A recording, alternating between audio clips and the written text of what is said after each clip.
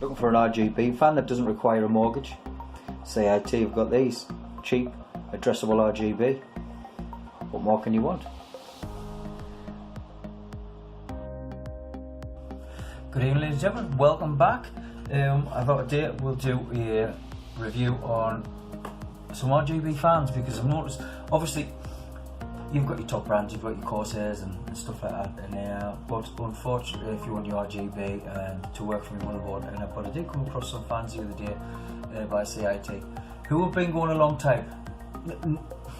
Not a big brand. Well, I suppose they are a big brand, they're just not an expensive brand. These fans are a little bit cheaper. I found these online for just over £6 a fan. RGB fans, CIT, excellent quality. I bought 5 of these. This is them here, the Halo X dual ring RGB LED fan. The good thing about these fans is that they have a 4-pin RGB header and a 3-pin power connector, so you can run these individually and control them from your motherboard software. Rather than other cheap fans that I bought were plug into one control box and they all run at the same speed all the time. Then you use a little remote to change your colours. But the good thing about these is obviously the RGB header and the 3-pin fan header, but they also work with Aura Sync.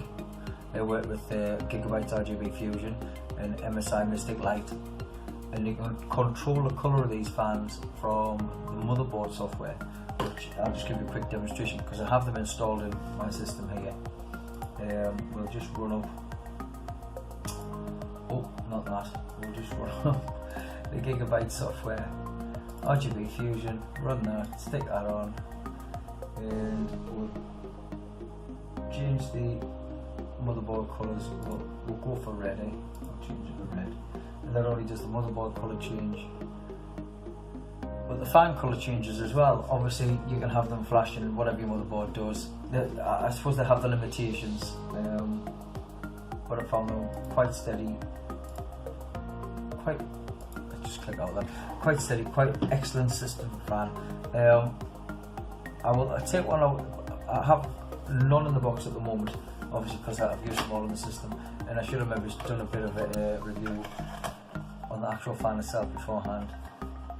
But like I say, they're very sturdy, they're not round, they're slightly different, they don't have great big CIT stickers on, so it looks like you've got a cheap system to start with. The stickers are just black. I have 5 in there, they're looking great,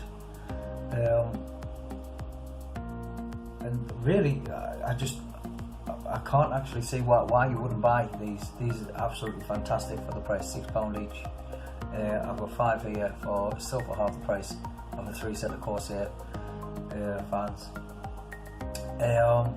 9 blades, 18 RGB dual ring, hydro bearing, 1100 RPM, not the best, plus minus 10%, not the best, but they're good enough for radiators and extractor fans and stuff like that.